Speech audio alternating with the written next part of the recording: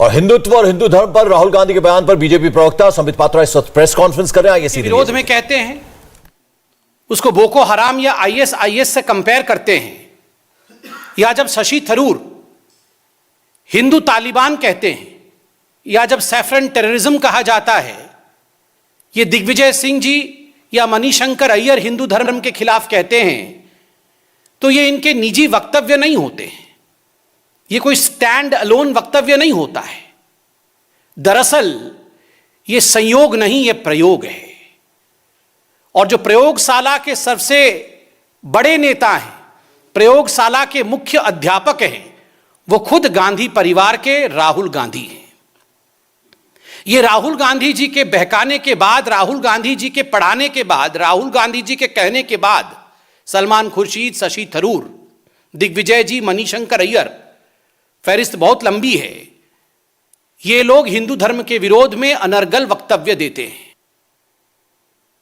It is at the behest of the Gandhi family, particularly Mr. Rahul Gandhi, that the other leaders of the Congress party, be it Salman Khurshid, be it Digvijay Singh, be it Rashid Alvi, or be it Manishankar Aiyar, they often speak against Hinduism. This pathological hatred for Hinduism amongst the Congress leader gets its traction, gets its energy from Mr. Rahul Gandhi and from the Gandhi family.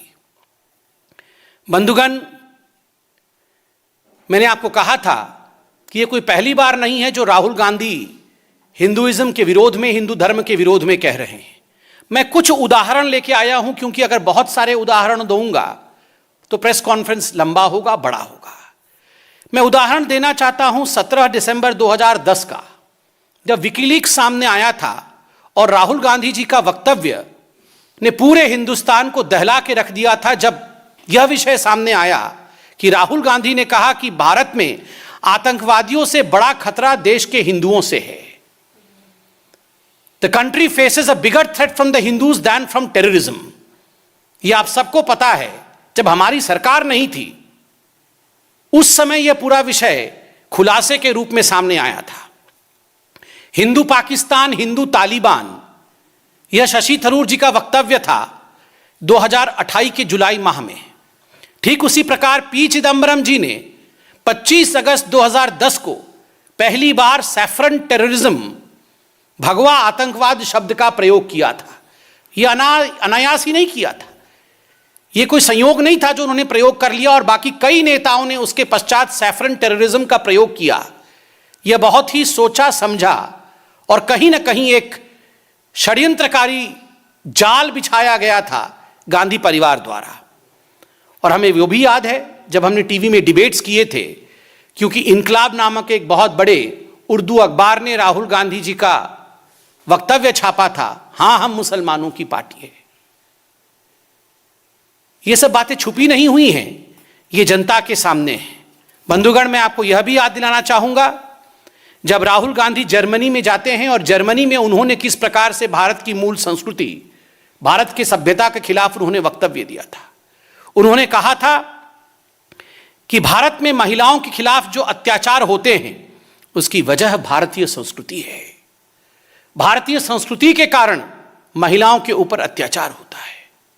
आपको यह भी याद होगा कि एक ऐसा वक्त था जब राहुल गांधी जी ने कहा था, मंदिर जाने वाले लड़कियां छेड़ते हैं, और मैं लिख के लाया हूं, हिंदू धर्म में मंदिर जाने वाले लोग लफंगे होते हैं। राहुल गांधी इलेक्शन से ठीक पहले जाते हैं मंदिर, वो वोट मांगने जाते हैं, वो वोट की राजनीति करने जाते हैं, और यहां वो कह रहे थे मंदिर जाने वाले लफंगे होते हैं और लड़कियां छेड़ते हैं। दुख के साथ आपको यह भी याद होगा, यह वही पॉलिटिकल पार्टी है जो आज नफरत की बात कर रही है, विचारधारा की बात कर रही है। यह वही पॉलिटिकल पार्टी है 2019 के चुनाव से पहले भगवान श्री राम के मंदिर पर सुप्रीम कोर्ट में सुनवाई ना हो, उसके लिए भरसर प्रयोग किया था, उसके लिए भरसर प्रयास किया था।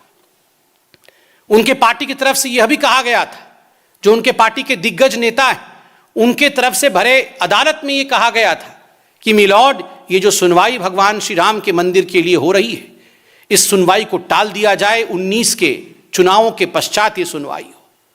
भगवान राम के अस्तित्व को लेकर किस प्रकार से सोनिया गांधी जी के पार्टी ने एक एफिडेविट दिया था जिसमें भगवान राम को काल्पनिक बताया गया था, यह भी हमसे अछूता नहीं है, यह भी हम जानते हैं।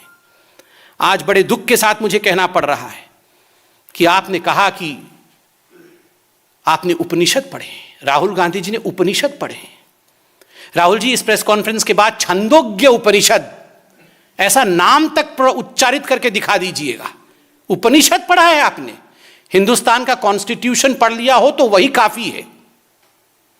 हिंदुस्तान के कॉन्स्टिट्यूशन में, संविधान में यह प्रयोजन ही नहीं है कि हम वैमनस्यता फैलाएं। आपने आज जिस प्रकार से हिंदू धर्म और हिंदुइज्म के खिलाफ बोला है, this is against the basic tenants of Indian constitution.